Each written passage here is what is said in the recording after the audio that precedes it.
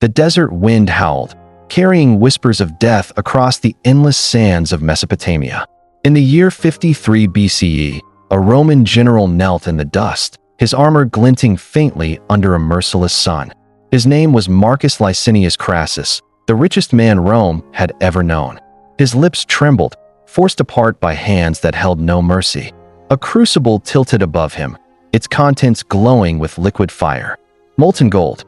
A scream caught in his throat, drowned by a flood of searing wealth. This was no mere execution. This was a spectacle, a cruel, glittering mockery of a man who thought gold could buy anything, even immortality. But was it justice, revenge, or something far darker? This is the story of Crassus, a man who owned half of Rome but lost everything in the sands of Parthia. A tale of ambition so ravenous it devoured an army, shattered an empire, and left a legacy that still chills the blood. In the grand mosaic of Rome's golden age, where heroes like Julius Caesar and Pompey the Great carved their names into eternity, Marcus Crassus was a shadow that loomed larger than both. He wasn't born to glory like Caesar, nor adored like Pompey. No, Crassus was something else entirely, a man who wove his power from coin, not charisma. His wealth was obscene, a fortune built on cunning deals, real estate, and the ashes of Rome's enemies. He owned silver mines, sprawling estates, and the debts of half the Senate. When Spartacus led a slave rebellion that threatened Rome's heart, it was Crassus who crushed it, crucifying thousands along the Appian Way. His gold funded Caesar's rise, bought loyalty, and silenced rivals. In a city of gods and gladiators, Crassus was a banker with the soul of a conqueror. But wealth wasn't enough. Crassus craved what money couldn't buy: glory. Caesar had conquered Gaul, his name sung in the streets. Pompey had tamed the East, his triumphs legendary. Crassus? He was the third wheel of the first triumvirate, the alliance that held Rome's fragile power in balance. To the people, he was the rich man, not the great one. And that burned. At 62, graying but unyielding, Crassus turned his gaze eastward, to the kingdom of Parthia. A land of silk, spices, and mystery, it promised riches and renown. The Senate scoffed. His advisors begged him to reconsider. "You're no Alexander," they warned. "Parthia is too far, too wild." But Crassus saw only a stage for his triumph, a chance to eclipse his rivals. With 40,000 men, 7 legions of Rome's finest, he crossed the Euphrates River, his heart alight with visions of victory. The Parthians were no barbarians.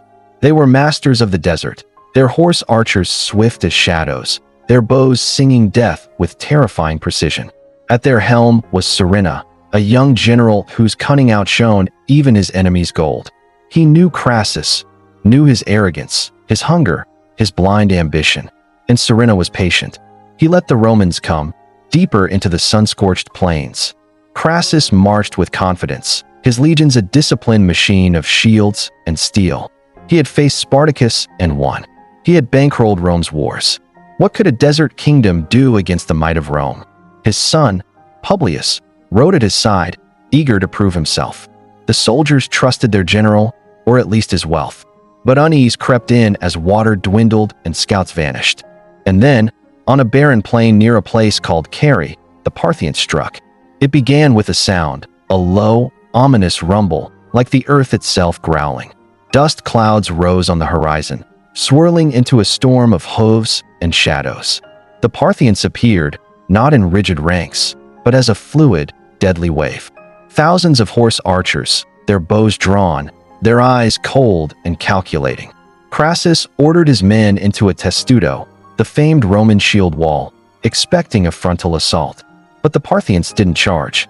They circled, they taunted, and then the arrows came. The sky darkened with missiles, each arrow finding its mark with surgical cruelty. Roman shields buckled under the barrage, iron tips piercing wood, flesh, and bone. It was a massacre. Men screamed as their comrades fell, blood soaking the sand. The Parthians were relentless, their horses weaving in and out of range, never closing for a fight Rome could win. Crassus, atop his horse, barked orders, his voice hoarse with disbelief. This wasn't war as Rome knew it. This was annihilation. Desperate to break the encirclement, Crassus turned to his son. Publius, young and eager for glory, led a cavalry charge with 1,300 men, galloping into the dust to scatter the archers. For a moment, hope flickered. The Romans cheered as Publius' banners vanished into the fray. But it was a ruse. Surinna had baited them, luring the cavalry away from the main force. The Parthians closed in, surrounding Publius and his men. Arrows rained without mercy. Horses screamed. Men fell. And Publius, brave to the last, was cut down, his sword still raised. The Parthians weren't done. In a move that turned cruelty into art, they severed Publius' head, mounted it on a spear, and paraded it before the Roman lines. Crassus saw it, his son's lifeless eyes staring back, his mouth frozen in a silent scream. The general's composure shattered. His men faltered, their morale crumbling like the sand beneath their feet. The Parthians tightened their noose, arrows falling like a storm that never ceased. By nightfall, thousands of Romans lay dead, their bodies carpeting the plain. Carrhae wasn't a battle. It was Rome's shame. And the worst was yet to come. As darkness fell, Crassus clung to a shred of hope. His army was broken, his son dead, his dreams of glory buried in the sand. Surinna sent emissaries, offering a parley, a chance to negotiate, to save what remained of his men. Crassus, humiliated and desperate, agreed. He rode out under the stars, his surviving officers at his side. The Parthians greeted them with smiles that hid daggers. Was this a truce? Or a trap? The truth came swiftly. There was no parley. Surinna's men seized Crassus, stripping him of his armor, his dignity, his hope. The Romans who followed him were cut down or scattered into the night. Crassus stood alone, a general reduced to a prisoner. His wealth was meaningless in the face of Parthian steel. But Surinna had no intention of granting a quick death. He had studied his enemy, knew the man who worshipped gold above all else. And he had prepared a punishment to match. The Parthians dragged Crassus to a makeshift stage, where a crowd of warriors gathered, their eyes gleaming with anticipation. A fire burned nearby, its flames casting grotesque shadows. A crucible glowed, filled with molten gold, its surface rippling like a lake of fire. Crassus' eyes widened, his breath catching as he realized what was coming. He struggled, but hands like iron held him fast. His mouth was forced open, his head tilted back. The crowd roared. A chant rose into the night. Gold for the greedy, they mocked. Wealth for the king of coin. The crucible tilted. Liquid gold poured, a shimmering stream of agony. It filled Crassus' mouth, searing his tongue, his throat, his lungs. His scream was a gurgling choke, drowned by the molten tide. His body convulsed, steam rising as the metal burned. The Parthians watched, their laughter mingling with the crackle of the fire. This wasn't just death. It was a message to Rome, to ambition, to the world. You wanted gold? Then choke on it. Did it happen? The molten gold, the grotesque spectacle, historians still argue. Some call it myth, a tale spun by Rome's enemies to mock its pride. Others say it fits too perfectly, a punishment tailored by a culture that thrived on theatrical cruelty. The Parthians were showmen in victory. They paraded Crassus' severed head in their courts, using it as a prop in mocking plays. They turned Roman skulls into drinking cups. Whether the gold was real or symbolic, Crassus' death was designed to linger. The Battle of Carrhae was more than a defeat. It was a catastrophe that shook Rome to its core. Of the 40,000 men who marched with Crassus, fewer than 10,000 returned. The rest were dead, enslaved, or lost to the desert. Rome's prized legionary eagles were captured, a disgrace that burned in the empire's soul for decades. Crassus' death unraveled the first triumvirate, setting Caesar and Pompey on a collision course that would plunge Rome into civil war. One man's greed had cracked the foundation of the world's greatest republic. Back in Rome, the news arrived like a thunderbolt. Senators whispered in horror. Citizens wept for the lost legions. Mothers mourned sons who would never return. Crassus' name became a curse, a synonym for hubris. He wasn't mourned like Caesar, assassinated in grandeur, or Pompey, felled in exile. He was a punchline, a cautionary tale etched in gold and blood. The man who could have lived forever rich died infamous, his legacy a warning. Parthia never forgot. They wove Crassus' death into their lore, a tale of a foreign king drowned in his own greed. His head, preserved as a trophy, starred in their feasts, a grim reminder of their triumph. For Rome, Carrhae was a wound that never healed.